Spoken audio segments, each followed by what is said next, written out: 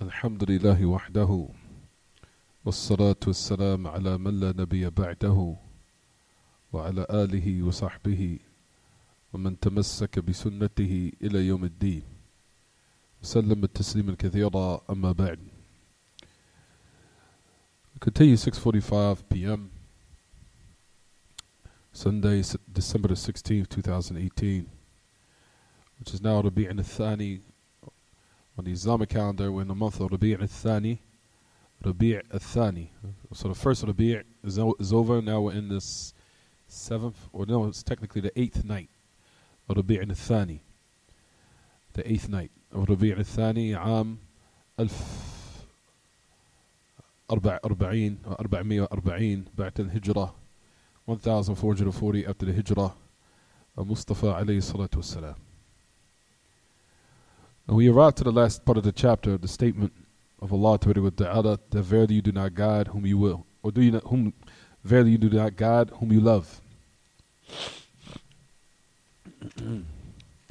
You'll find that the great Imam, when he made this chapter, of course, of all the different benefits that we mentioned, but you'll find that there was a reason why I put this in the chapter, because of the polytheism, what was connected with not only the mushrikeen during this time, rahimahullah, the great Imam, Sheikh Muhammad ibn Abdul Wahhab, but the polytheists that really had a connection with what they were worshipping of other than Allah, and having the belief that those particular idols could guide, especially of some of the Muslims who believe that the human beings are able to guide certain people, not in the guidance of what we mentioned, but rather the guidance of what they call hidayat al-qalb tawfiq, the guidance of the heart and success.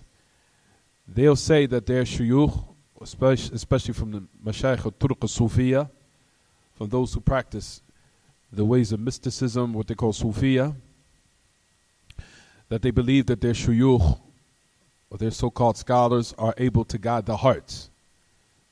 So not only did they go past an affair that's been legislated to the point, an affair that's only in the hands of Allah, they raised their so-called mashayikh al-turuq, or their so-called heads, from their so-called scholars to this level, as if they're Allah Ta'ala. So the great Imam wanted to cut this type of what? Mu'taqad, this belief, from its root, and establish that the guidance is only for Allah Ta'ala, meaning the guidance of the heart. And if that's the case in this regard, then likewise all the other affairs of ibadah. But no doubt, al-hidayah, or the guidance of the heart, no one owns it except Allah Ta'ala. Not a malakun muqarrab wa la nabiyyun mursal wa ghayruhum min babin awla. No one owns this affair, not an angel that's close, nor a prophet that's been sent. And for other than them, it's for all the more reason that they cannot do it.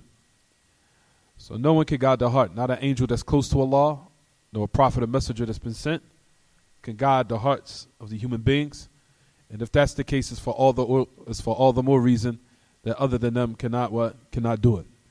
From them is the heads of the so-called practices or innovative practices of the Sufis, who believe this nonsense, that their so-called mashayikh, whether they be dead or living, can guide the hearts. And like we talked about, all this is polytheism that is unprecedented. That none of the polytheists during the times of old, except in these recent times, or the times during the time of the great Imam, and likewise these times we live in, have reached a level which not even the mushrikeen during the time of the Prophet ﷺ reached the level of disbelief, as far as in the regards to the rububiyyah and the uluhiyyah of Allah Ta'ala. So you'll find that that's the reason why he put this in the chapter, in which you'll find, like we said, al-maqsuda, he wanted to refute the polytheists of those who connected with their so-called awliya, the cult, they're so-called connected with awliya, those who they claim that are close, or so-called walis, or those who are close, or those who are righteous, and they invoke them besides Allah. So how did he refute them? He refuted them by bringing these texts, of course, that's in your chapter. That if the Messenger of Allah was not able to guide his own uncle, and he was living, alayhi salatu wasalam, he was living, and he was close to him, and we know that the Messenger of Allah, alayhi salatu wasalam, had the best of character, he had the best of eloquence, the best of speech, and the best of anything you can imagine possible as far as a human being. And despite of that, he could not guide his uncle. Therefore, other than him is for all the more reason that they cannot guide the heart of an individual, especially those who are underneath the level of the Messenger of Allah, alayhi salatu wasalam, and he was not able to guide his uncle as far as the guidance of the heart. So this chapter that we said, this was the reason of why it was mentioned and why the great Imam put this in the chapter. We arrived to the last part and we started the first mas'ala. The first one is, it says, if you look in your books, it says, Tafsir innaka la tahdi man ahbabt. It said the tafsir, or the explanation, or the commentary of that you do not guide whom you love, however Allah guides whom He wills. Also, likewise, the second matter that we mentioned, that was not for the Messenger of Allah, or it's not for the Prophet, nor those who believe, that they seek forgiveness for the polytheists, even if they're the close of family or relatives or kinship, after it's been made clear that they are the inhabitants of the hellfire. The first thing we want to say, number one, if we go back to the first matter, brothers and sisters, and those who are living, those who are listening, those who are listening, we say mashru'iyyat ad-da'wah. So the first thing we want to extract from this is that what? The first matter we want to extract is legislation of what? Of calling to Allah. That the Messenger of Allah ﷺ, that he came to his uncle, and he was in his deathbed, basically. He was about to die. Why did he come to his uncle specifically in this moment? Why? In order to call him to Allah, to call him to what was correct.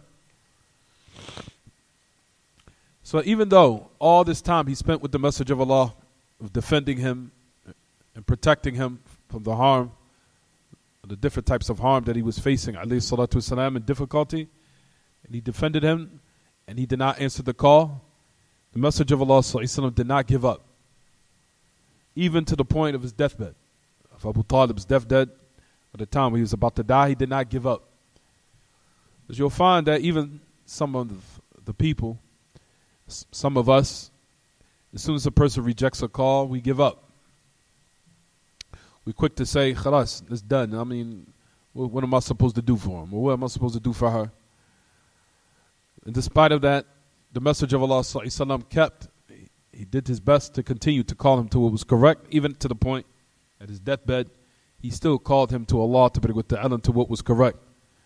And some people we know will start to become lax, or they become in a state of what they call tadajjur, becoming fed up or losing hope for those who he's calling.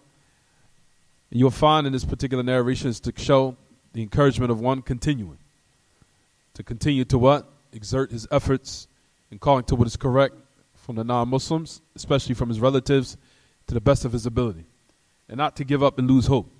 Rather to continue. So if they was to accept, alhamdulillah. But if they don't accept, then the proofs have been established against them. Or the proofs have been established upon them. And the reward, inshallah, bi'idhnillah, has been written for the one who calls to Allah ta'ala. So from what we mentioned, from the benefits that's extracted, as we'll talk about the other ones, is that a person calls to Allah ta'ala, as this hadith clearly shows that. Calling to Allah and not giving up in a manner where one becomes fed up or loses hope of the individual. For we know, and I'm sure some of us have experienced where people did not answer the call on the first time, but after maybe the second or the third, or maybe even, inshallah, a couple of years, or after something maybe tragic might have happened in their lives, which made them change their minds. But the important affair, like we said, at the end of the day, what we take consideration is that a person what? He continues to call to the best of his ability and not to just give up and lose hope in calling to Allah Ta'ala. But we gave the tafsir of that you cannot guide whom you love. Or excuse me, verily you do not guide whom you love. However, Allah guides whom He wills. We talked about the meaning of the ayah. We talked about the hidayah that Allah Ta'ala affirms for the Prophet ﷺ in the book of Allah is the which category? Hidayat al-bayan wa tawjih wal irshad. What has been affirmed for the Messenger of Allah is the guidance of what? Of clarification and direction and indication and things of those matters. And the likes of that. That has been affirmed for the Messenger of Allah and the callers to the truth. The ulama and those who are the du'at, those are the ones that's been affirmed to them this type of guidance. However, Allah Ta'ala in His book is negating another type of guidance, which is the guidance of what? The guidance of the heart and the guidance of tawfiq.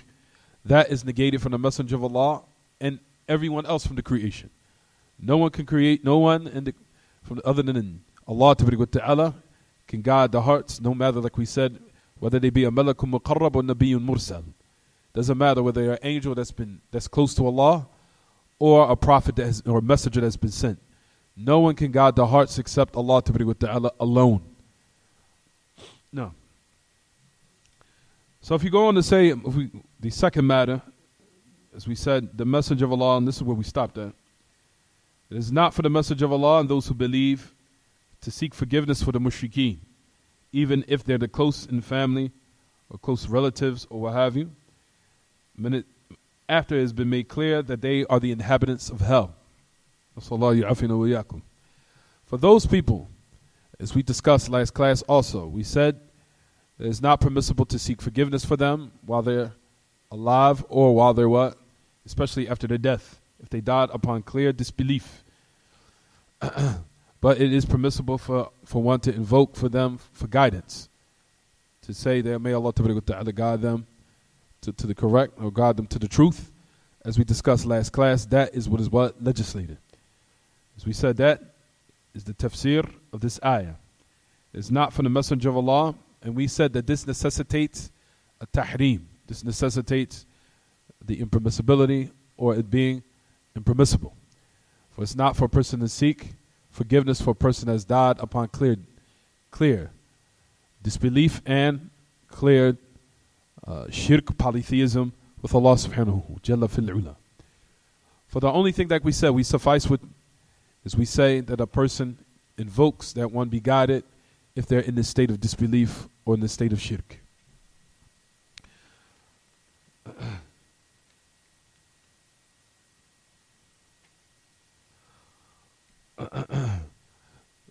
For the next thing we wanted to now speak about, and notice what he said.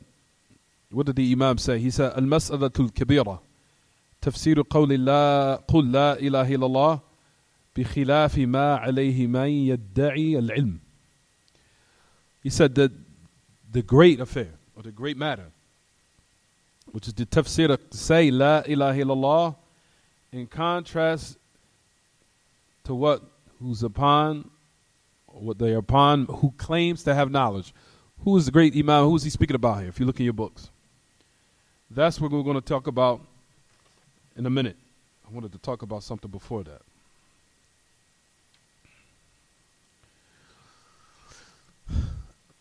Here you'll find a great Imam that he's mentioning, and he's refuting the Asha'ira. And we're going to talk about that inshallah. And those likewise from the Sufiya and other than them who say the meaning of La ilaha illallah, and they say that the meaning of it is something else, which we'll discuss inshallah. And that is who he was speaking about. Especially from those who say La ilaha illallah, and that individual now says, of course we know openly that a person, like we said, we also consider the Islam to be valid, no doubt. Number one, before we talk about this, I wanted to say, in regards to La ilaha illallah, that kalima, as we know, is the kalima that validates one's Islam and brings them in the fold of Islam. For now, we discuss how, if one was to utter La ilaha illallah wa anna Muhammadur Rasulullah, even if their affair of the unseen, of what they might inwardly or internally in their heart might deny the statement, it's still, like we said, one is giving the hukm or the ruling of what manifests to us. And it's not for us to open the hearts of the people to see what they are believing. That is not from the ways of Ahlul Sunnah. The only thing we take in account is what the people manifest to us, whether it be of good or whether it be of evil. You'll find of the ahadith of the Message of Allah ﷺ that clearly establishes this fact of what is pertaining to what? That when a person says La ilaha illallah, then it's accepted from them, of course. And we also give the hukm or the ruling that Islam is valid, as long as it does not manifest to us what nullifies that word. As long as it doesn't manifest to us what nullifies and what invalidates that word. Is it clear what I'm saying so far? Whether it be of statement or whether it be of action. Now that has a lot of details in it, as we don't have time to talk about all of it because we're trying to keep everything somewhat summarized. Not going to get too much in detail, no too summarized. طيب. If it's manifest to us what nullifies this kalima, of course, then we what? We give the ruling that that person has apostated. If it's clear, person can't tells you I'm not Muslim no more. I'm done with that religion. I moved on to something else. That's clear. Clear that a person is what? Apostated. That's clear. Oh, I'm a Christian now. That's clear. Or I'm a Jew now, or I'm a 5%er now, or I'm a Hebrew Israelite. They say it clearly. Oh, I don't practice that no more. I'm done with that. Nasallahu ya'afina wa iyyakum. If a person says that, and then it's clear, and it's clear as the sun in the sky, that that person is a what? Apostated. So a person says he's a kafir, or a person is apostate, it's clear. طيب. Now, as for the one, it does not manifest to us what nullifies that word. Then, still, like we said, we give the ruling and the judge that his Islam is what? Is valid. If he's truthful in what he claims of saying La ilaha illallah, then his affair is between him and Allah. If he manifests to us what agrees with the religion in statements and actions. If he manifests that to us, then his secret between him and his heart is with Allah subhanahu wa jalla fil ula. Then is outwardly, that's what Allah ta'ala has what?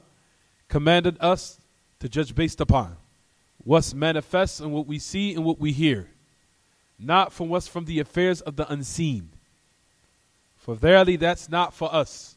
That affair is with Allah ta'ala, in which He will expose and judge on the day of resurrection. As far as what one secretly, or if you want to say, what he believes or what he conceals in his heart, then that's between him and Allah. That can be taken in both ways. Number one, as you know, what people will try to use that as an excuse to what? To now either exonerate themselves or vindicate themselves from something evil or something wrong that opposes the religion. For example, a person does something that opposes the religion outwardly.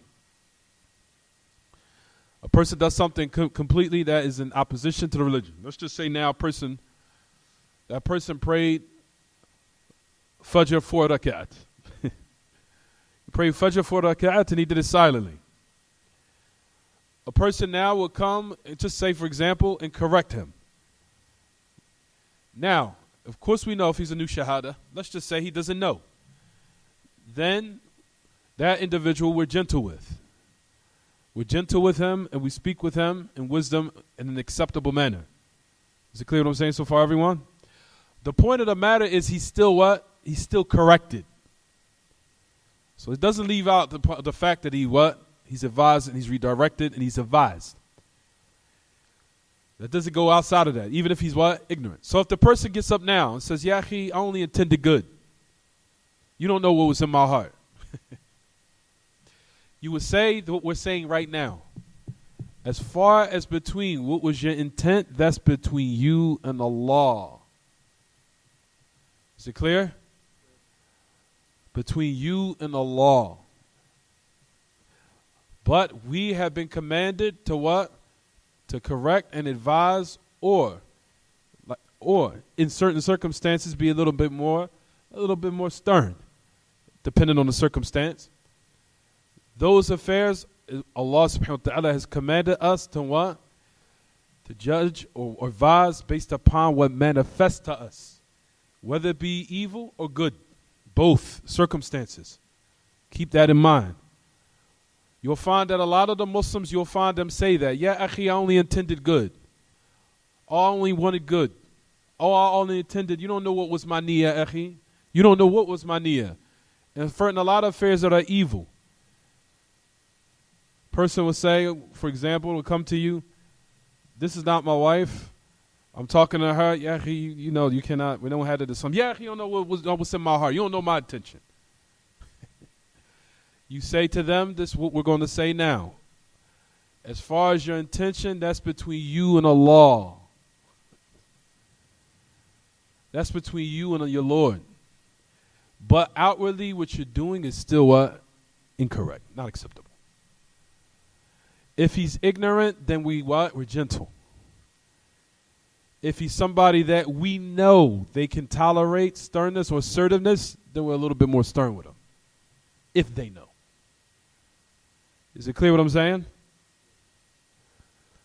That is due to the hadith of Abdullah ibn Utbah ibn Mas'ud, where he heard from Umar al-Khattab radiyallahu anhu, and this is in Bukhari.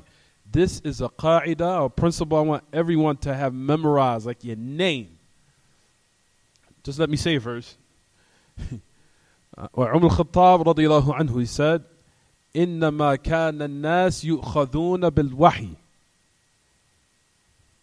إنما كان الناس يؤخذون بالوحي وإن الوحي قد انقطع وإن الوحي قد انقطع وإنما نأخذكم الآن بما ظهر لنا من أعمالكم فمن أظهر لنا خيرا أمناه وقربناه وليس لنا في سريرته شيء الله يحاسبه على أو في سريرته ومن أظهر لنا سوءا لم أمناه ولا نصدقه وإن قال إن سريرته حسنة.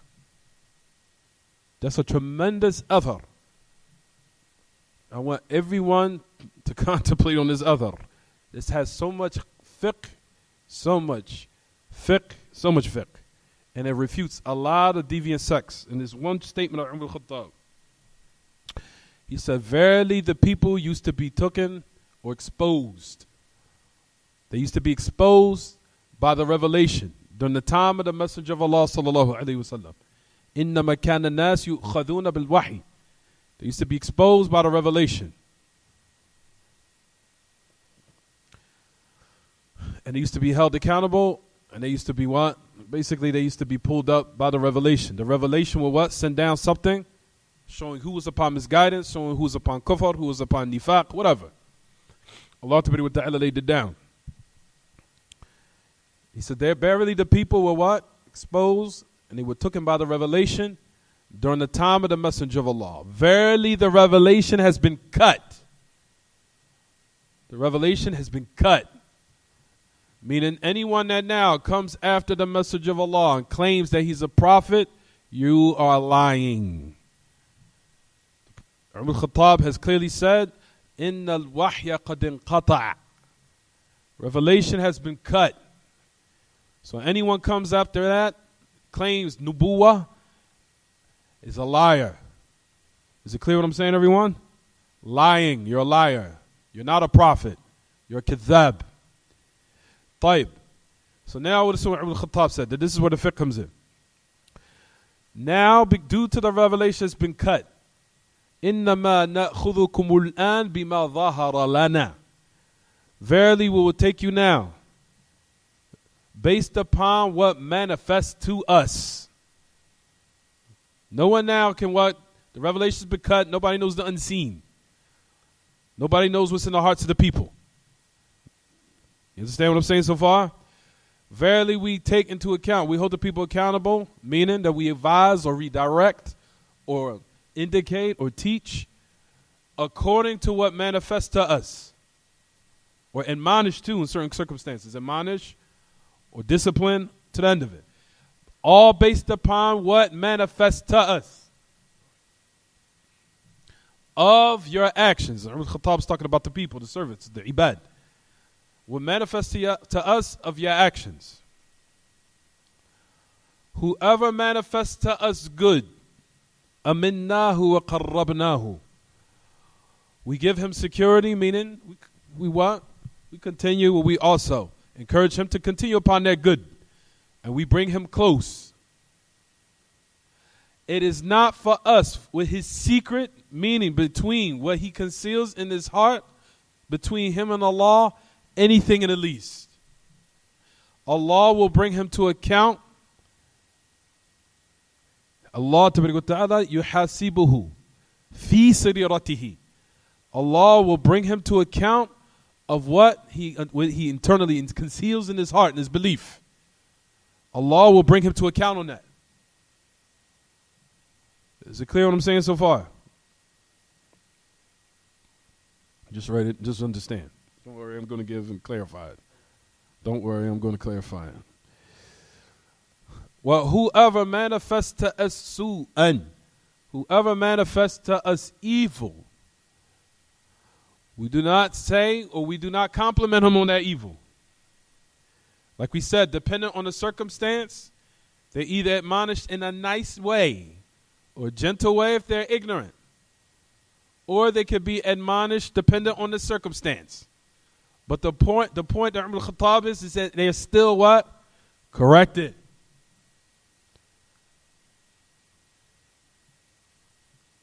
And in certain circumstances, they have to be what? They either have to be admonished, and they can use, in certain circumstances, depending on the mukhalafa, on their opposition to the religion, because it could be on a high level where they're calling people to misguidance, then that person deserves some type of what? Some real severe stern, he deserves something very, very what? Severe. He says, we do not believe him. Even if the people say that his secret or what he does in secret, or what he does or what's in himself is good. Why is Umar al-Khattab radiyallahu anhu saying this? There's a lot of fiqh in it. The fiqh of this statement is tremendous. For verily, if you contemplate on this athar has been used in a lot in criticizing and critiquing a lot of people falsehood, especially in these days and times. Especially in the qaida of naqd haml al-mujma' al-mufassal. I don't want to go into that right now. Anyway, I'll get into talk about what happened with Abu al-Hasan al-Ma'ribi and that nonsense that he brought, haml al-mujma' al-mufassal. Anyway, just keep in mind what we're saying. So why is Umar al-Khattab saying this? It can be used in both ways. Number one is, like we said, in regards to certain people that try to exonerate and vindicate themselves from doing something evil. And they'll try to use it for some falsehood to justify what they're doing. Yeah, he only intended good. And we know that goes, and that's in direct correlation with what happened with Abdullah ibn Mas'ud, of one of those people who are making tasbih with the rocks, who was an innovative type of what? Remembrance that was not known during the time of the Messenger of Allah sallallahu alaihi wasallam. And they clearly said what? Oh, Abu Abdurrahman, we only intended except good. Abdullah ibn Mas'ud admonished them based upon what manifests to him. As far as your intention is, as if Abdullah ibn Mas'ud said to them, what you intended is between you and a who? What you're doing is still what? Incorrect.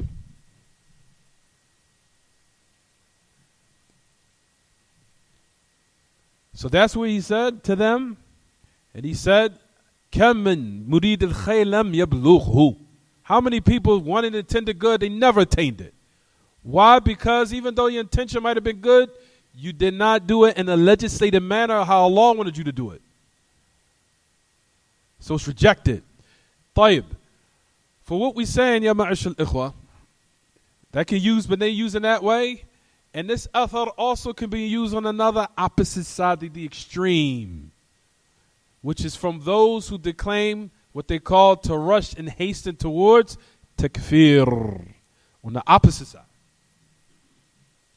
On the opposite side of saying that a person is a disbeliever and quick to say it, and in regards to the Muslim rulers. In regards to the Muslim rulers. Of also likewise that we will speak about right now, in which you'll find that there are Muslims out there that are quick to say, no. He uttered the statement of kufr.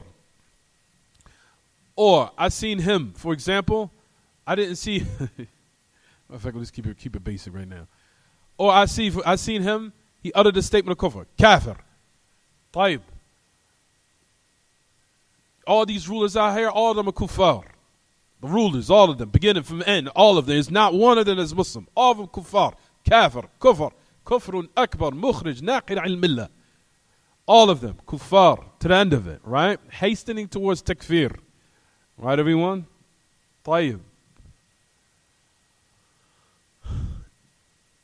Now let's listen. Now listen to what Ibn Khattab said, of course. In regards to now what happened, let's now keep this other and now link it in with what happened with Usama bin Zayd. Same thing. Now listen to what the Messenger of Allah said. بعثنا رسول الله صلى الله عليه وسلم إلى الحرقاء من جهينة فصبحنا القوم على مياههم فلحقت أنا ورجل من الأنصار وقيل هو مقداد بن الأسود رضي الله عنه رجلا من المشركين فلما غشيناه قال لا إله إلا الله فكف عنه الأنصاري فطعنته برمحي فبلغ ذلك النبي صلى الله عليه وسلم فقال يا أسامة أقتلته بعد أن قال لا إله إلا الله قال يا رسول الله إنما قاله متعوذا وفي رواية إنما قاله خوفا من السلاح قال أقتلته بعد أن قال لا إله إلا الله أقتلته بعد أن قال لا إله إلا الله فما زال يكررها علي حتى ظننت وحتى تمنيت أني لم أكن أسلم قبل ذلك اليوم وفي رواية حتى تمنيت أني أسلمت يومئذ. And I want everyone to pay attention to these narrations. These are very, very, very important. The hadith which is in Muttafaqun alayh in Bukhari and Muslim, where the Prophet ﷺ, Usama bin Zayd, said that the Messenger of Allah ﷺ sent us in a battle, or out on an expedition to Al-Huraqa from a place of Juhayna. Al-Huraqa from the direction called, and I'll talk about it later where the place is. Juhayna. He says, for verily when we were in the battle, he said that I caught up from me and another person from the Ansar, from the companions of the Prophet ﷺ al-Medina. We caught up with him, and there's a narration that said that the man who killed, not only they were in a battle, the man killed a number of Muslims, killed them and harmed them. So So now, he says in regards to what happened with the Ansari, him and the Ansaris, Usama bin Zayd, he said when we caught up with him, after he killed all these people, we had him cornered. He killed these people, he harmed them, he harmed the Muslims, and he killed some of them. Had him cornered. Based upon the circumstance, if a person says this right now, soon as I was about to put the sword or to stab him with the weapon, he said, La ilaha illallah. The Ansari of the Sahabi who was with me, and I think it says in one of the explanations in the Kutub al-Mubhamat, It says it was Miqdad ibn Aswad, from what comes in my mind right now. It's Miqdad ibn Aswad, the great Sahabi. He said, when he raised the sword, and I raised the sword to him, even Miqdad ibn Aswad, the mushrik said, La ilaha illallah. Miqdad ibn Aswad stopped. I continued, stabbed him, killed him. Verily that now reached the Messenger of Allah sallallahu alayhi wasallam. It reached him. When the Messenger of Allah sallallahu alayhi wasallam heard about that, he came to Usama bin Zayd. Did you kill him after he said La ilaha illallah? He said, O Messenger of Allah, he only said it out of fear of the sword, just to be protected.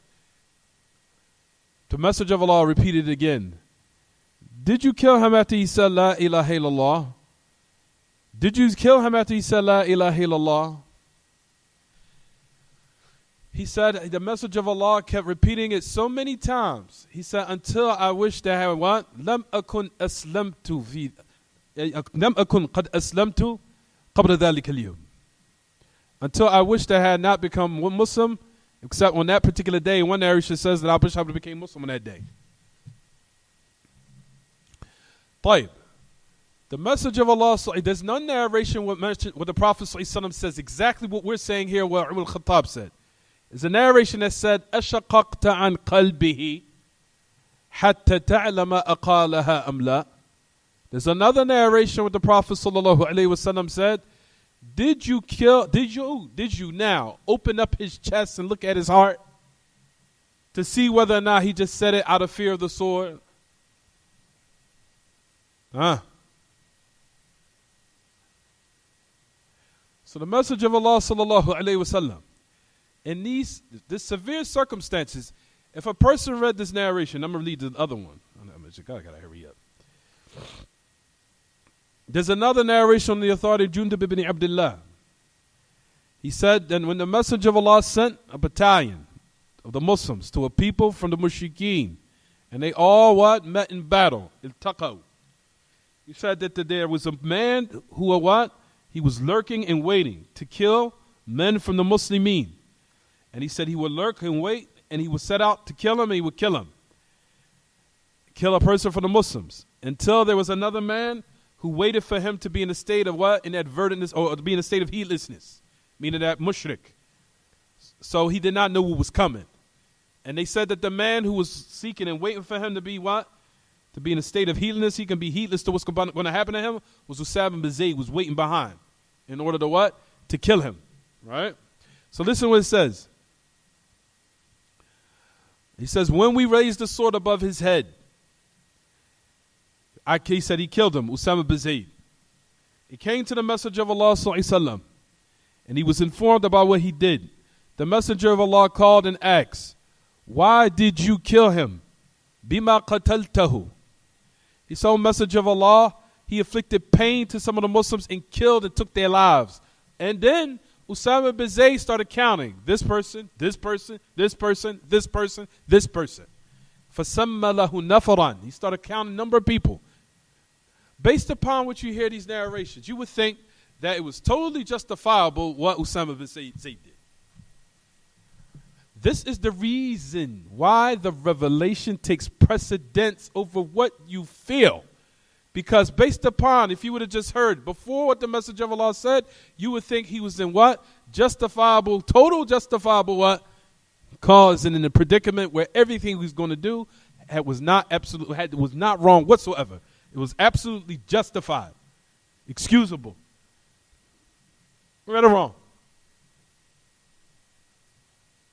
Based upon what you see here, clearly, what took place, inflicted pain, killed Muslims, set out to kill, then he was running, getting chased, showed clearly as if he had no interest in Islam, got cornered. Soon as the sword is raised to him, la ilaha illallah.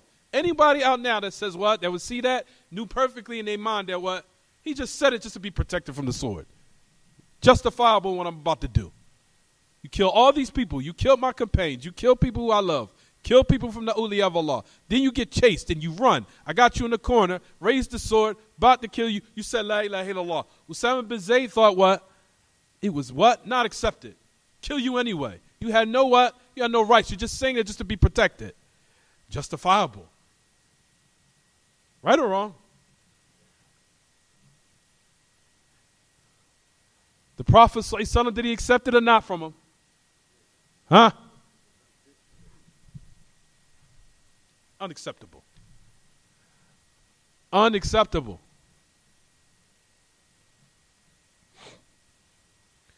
Now let's apply the Athar of Umar al-Khattab. Let's apply the Athar. Is it becoming somewhat clear now? Is the paint starting to dry in some of the people, the minds of the people? Is it starting to become dry a little bit? This narration is clear. Why you see the fiqh of why Umar al-Khattab said what he said. So now, the message of Allah sallallahu alaihi wasallam, did you think based upon what happened in this predicament or this event here that took place, you would think that Usama was in total what? Justifiable means to do what he did.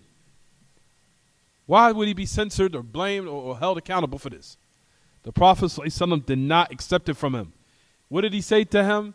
He said, كيف تسمع بلا إله إلا الله يا أسامة إذا جاءت يوم القيامة. What will you do with La ilaha illallah, O Usama, when the day of resurrection come to you? He said, O Messenger of Allah, seek my forgiveness. The Messenger of Allah still was reprimanding him. What are you going to do with La ilaha illallah if it comes on the day of resurrection? What are you going to do with La ilaha illallah when it comes on the day of resurrection? What you going to do, Usama? Hadith is in Rawahu Muslim. So, based upon what was manifested, it was still incumbent upon him to still what? Accept it. It was still incumbent upon Usama to what? Accept it. Even though what? He thought in his mind, and he has so much qara'in, so many indications to show that the man had would be eternalized as far as within himself, was in total contrast to Islam, and he was just doing it just protection of the sword, and that he was probably doing it just out of what they call tuqiyatan or taqiyatan, just to be protected. And despite of that, the Prophet ﷺ still said to him, what? You still have to accept it.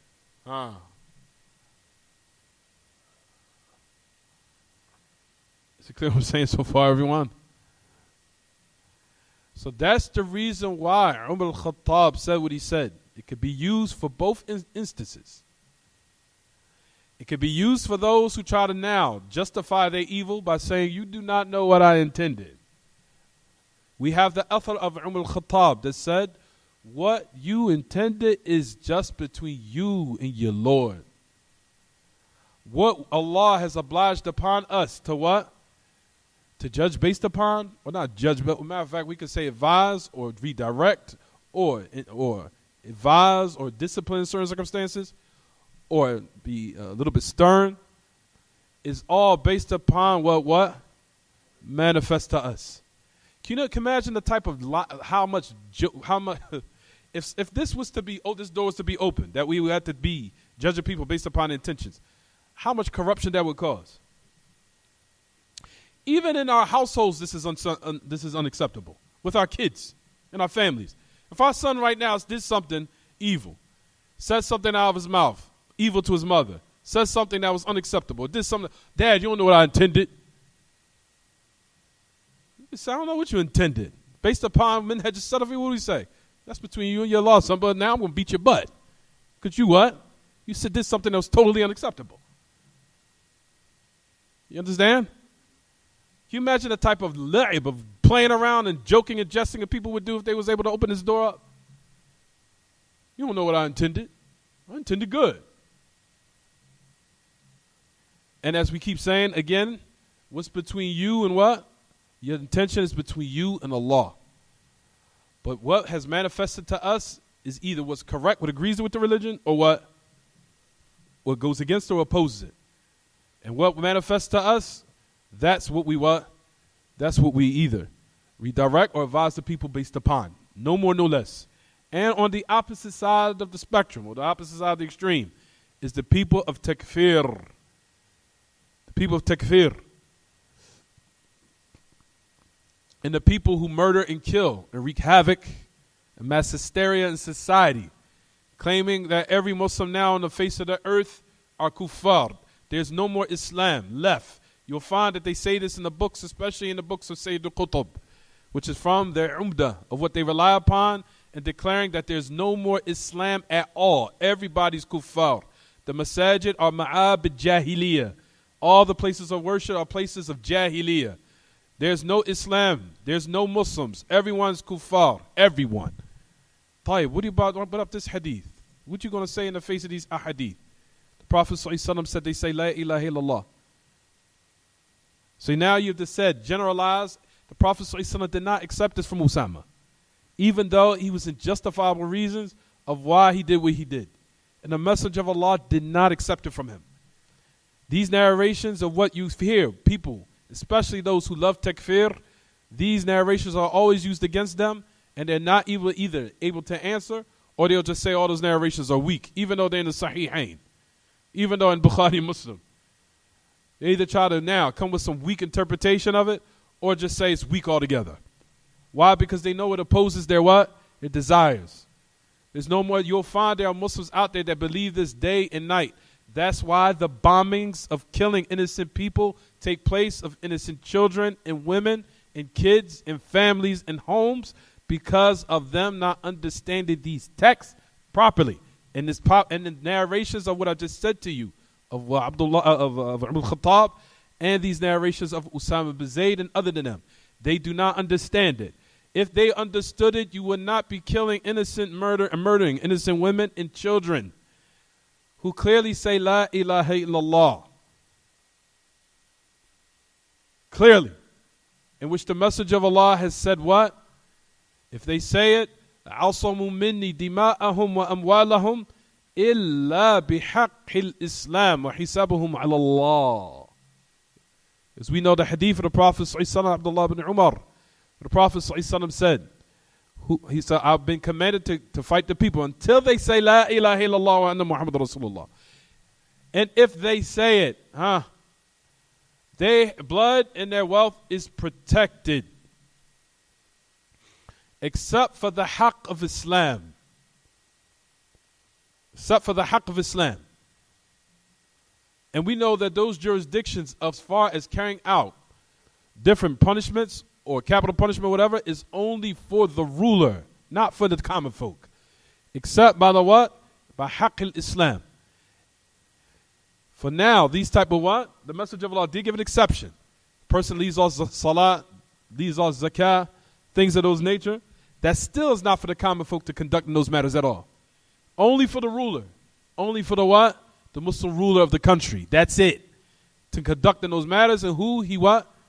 And who he also now, what he sends as nuwab, or those from that carries out his jurisdiction for him, for the different types of delegates that's under his jurisdiction that he sends out. Of course, we know for the courts and the people who now carry the law, the commandments of good and forbid the evil, as they are also likewise from his delegates. But other than that, it's not for the common folk to conduct in these matters at all. There's no vigilantism in our religion. There isn't any.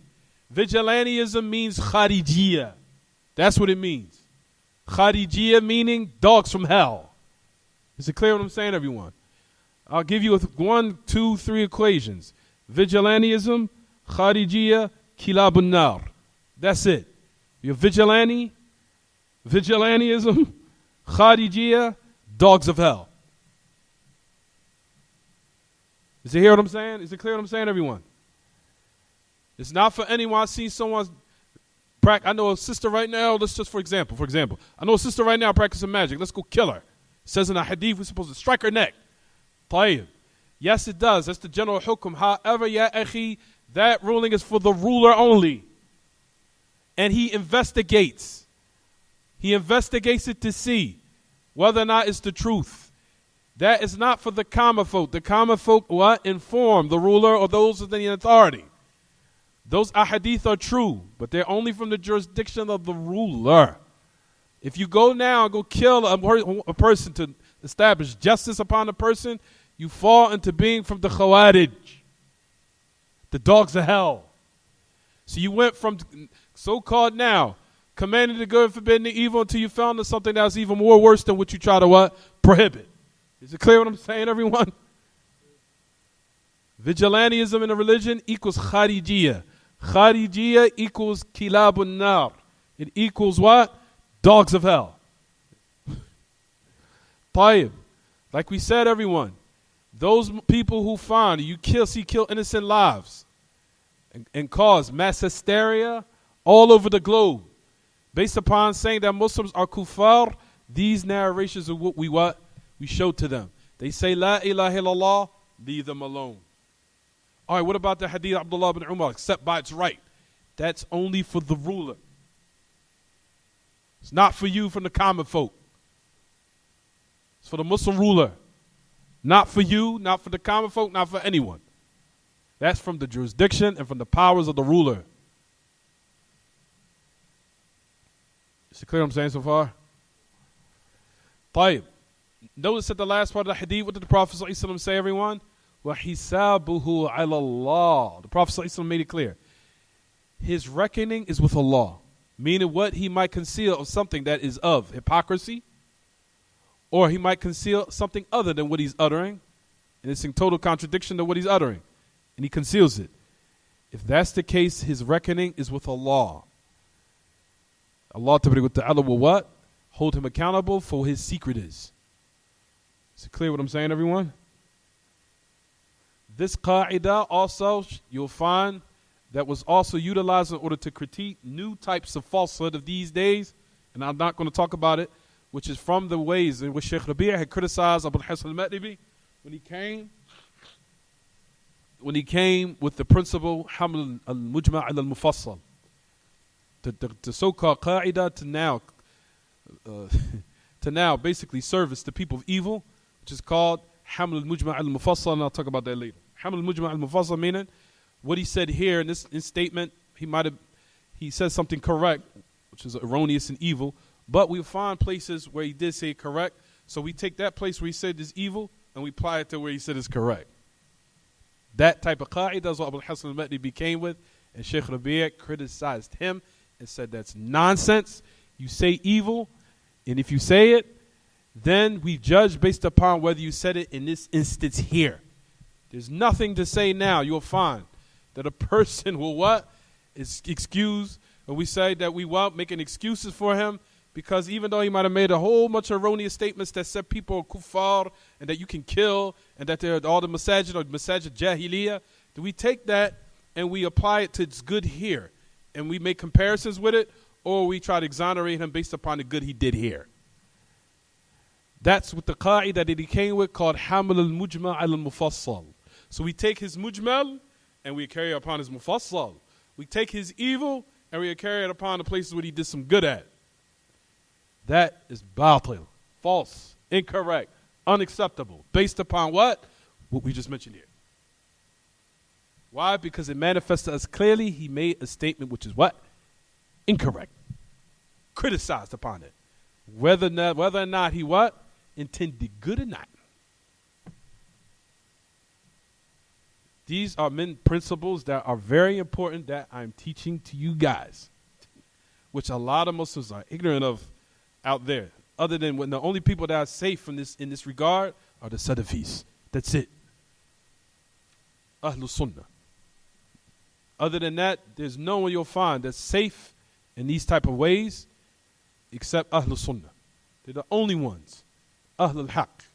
That are safe from falling into this type of these type of deviant ways.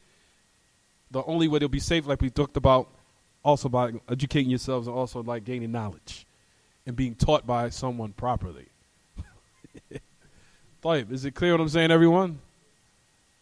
Tayyib. So I had to deviate. There's other things too, based on that goes against this qaida and deviant sects. We'll talk about that later. Tayyib.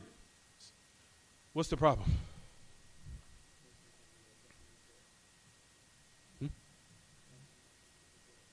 Talk to him at the class. Tayyib. So is it clear what I'm saying, everyone? So far so good. Tayyib. So if that's the case now, you'll find that even the great Imam Sheikh Salih Fawzan, he mentions exactly what I just mentioned now. He said it more concisely, a little bit more summarized. Listen to what he says. وهي مهمة جدا من قال لا إله إلا الله يقبل منه ويحكم بإسلامه ما لم يظهر منه ما يناقض هذه الكلمة.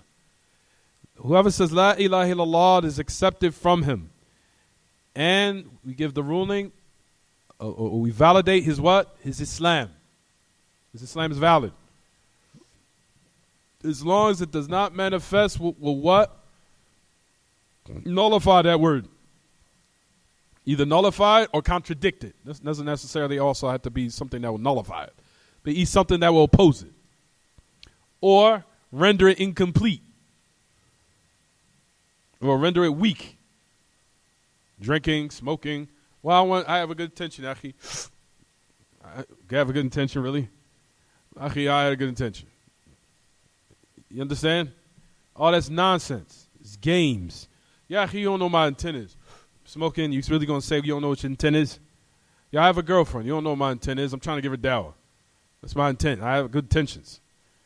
Wrong. You get what I'm saying?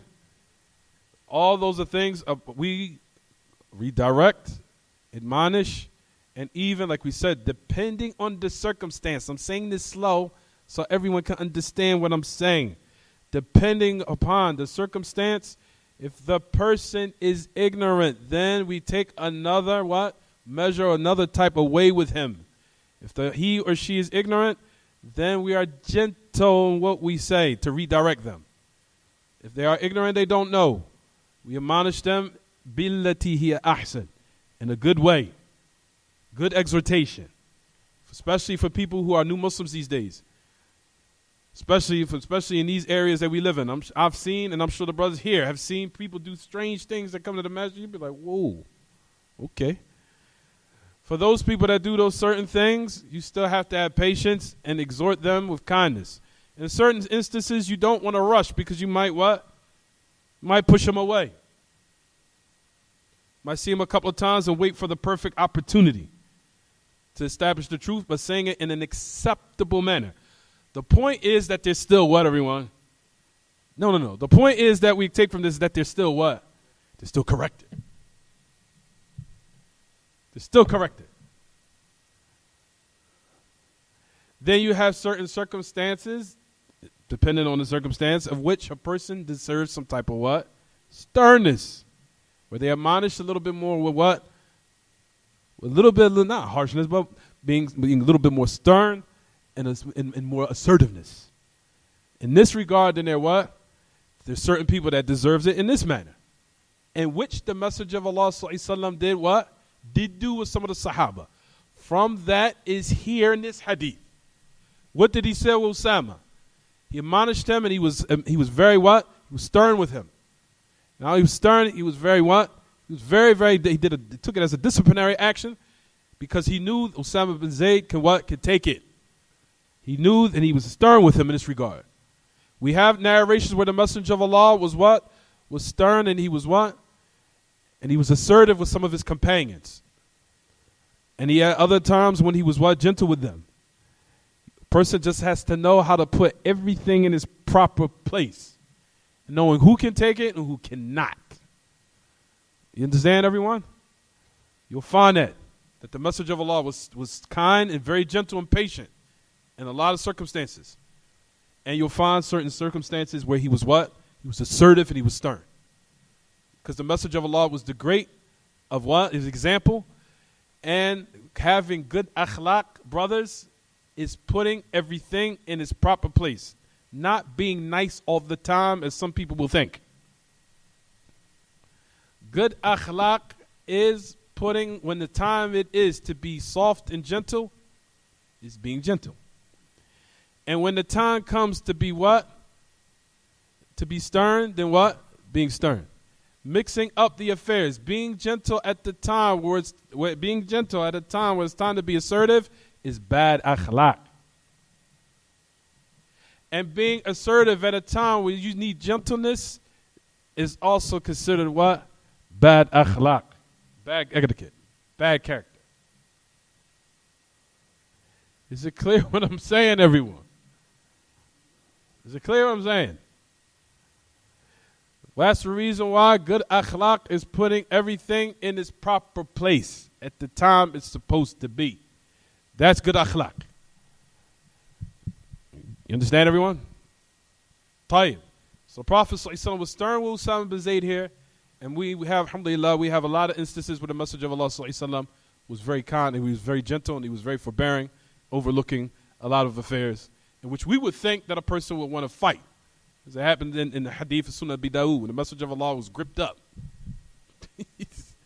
Well, Bedouin came to him, pushed him, and gripped him like this. Pushed him up like that. Gripped him up and told me, give me some of that money, that what you promised me with the sadaqah. And the Messenger of Allah, you know what he did to him? He smiled. He smiled at him.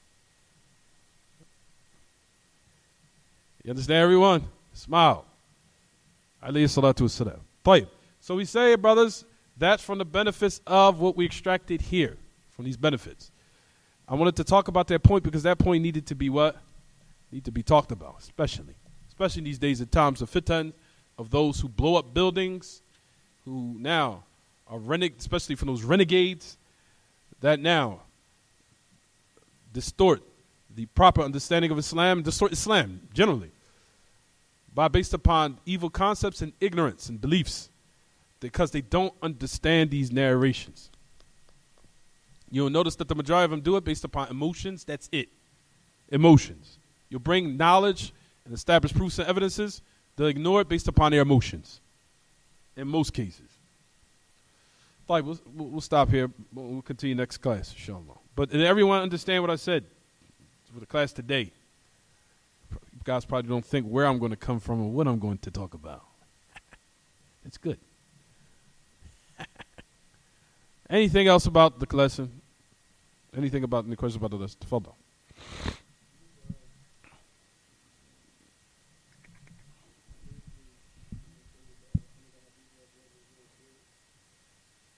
Oh, that's a statement by Umar al-Khattab. If I had the time to, I know we could probably find it in English. Probably when you find everything when they call Sheikh Google. It's in Bukhari, the statement.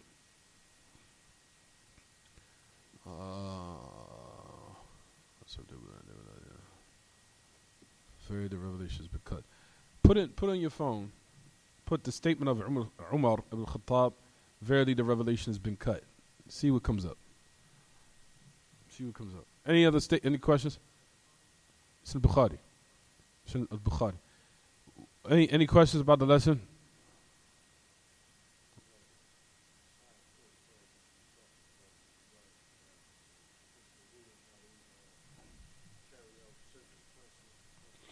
Mm-hmm.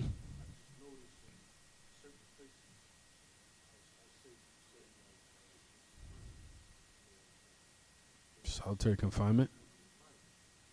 What you mean? Mean that they're advised of confinement in secret? Oh. What are you talking about as far as mm-hmm.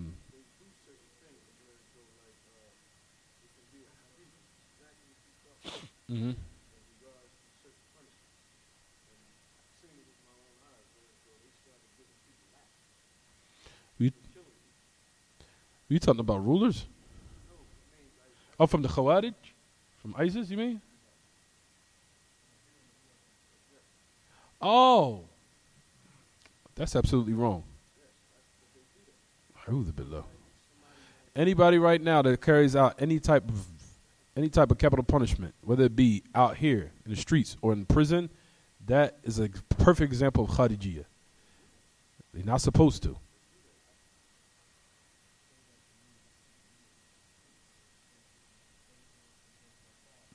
I know a situation right now happened about 4 or 5 years ago. Someone made an attempt to cut someone's hand off in the basement of the masjid.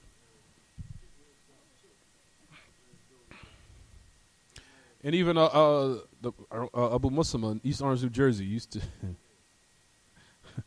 Alhamdulillah, one of the brothers, he actually confirmed it to me when I said it. He said that exactly used to happen in East Orange, New Jersey. They used to bring brothers that, if a brother, for example, might have fell into beating his wife, they would come there, take him in the basement, and they would beat him up. They would take him in the basement and beat him, or tie him to a chair and beat him, or things of that nature. They were doing certain things that shows they were going to so-called establish the Islamic Sharia. No, what you're establishing is bid'ah. That's what you're establishing. What you're establishing is Kharijiyah. It's called being a renegade type of Khariji or Kharijite. That now, like we said, if he was to die and stay alone his best, your person will be fear of that he'd be from the dogs of hell. For all those things are corrupted things. You're not supposed to do that in jail or anywhere in the masajid. Anywhere. You'll find that none of the ulama will agree with you on any of those matters. If a person is being hurt, if a person is being harmed, he reports it to the authorities of the non-Muslims in their land. Not to gather a group from the Muslims. Let's go out here and go get this brother and beat him up. That's not from That's not from our jurisdiction. It's not we cannot do that at all. It's totally rejected. It's not permissible to do that. I know people that do that, and they've done that in the past, and that is absolutely 100% wrong. And that's based upon the ignorance of a lot of Muslims, because they're being taught and being cultivated under people who are not either qualified or they're following their desires. Or they're following their desires, and they just want some money. And they're just saying anything to get gain the people's respect so they can get their money, even if it's at the expense of them being misguided. Any other question? Was the answer to the question? What's in the prisons? A couple of questions came to me just a couple of weeks ago. Brothers asked me that. Brother was going to establish a punishment for a brother that was practicing homosexuality in the prisons. It's not permissible, Sheikh. You can't kill anybody. You cannot do that. Not permissible. Not permissible. You can't take the life of a person in prison. First of all, who made you the ruler? Where's the Ahl al-Hal al-Aqd? You got to get into that, man, right now. Anything.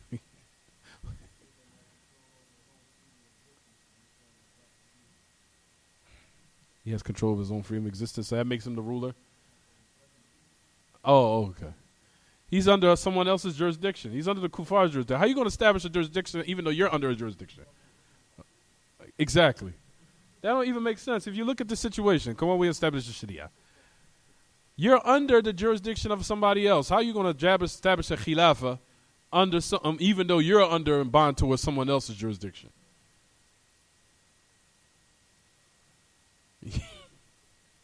Does it make any sense? Knowing if you get back to the proper authorities and channels that have reached them, you're going to get in trouble with them if you killed them. Depending on the situation, unless you're in cahoots with the kuffar, that's something different. That may make it worse. Any other questions? Because we know there are certain situations where the kuffar will be in cahoots with certain people to have them killed inside of jail. I've heard those stories. Right. Any other questions about the lesson? Anything, Caden? Camden? Do you understand the lesson? You can't sit like that next class. Don't try to hide, okay? Because you're not trying to sit behind. Okay. Today you hid yourself very well. طيب. Next class, inshallah, I'll see you up here. طيب. هذا وصلى الله وسلم وبارك على نبينا محمد وعلى آله وصحبه وسلم. سبحانك اللهم وبحمدك أشهد أن لا إله إلا أنت أستغفرك وأتوب إليك.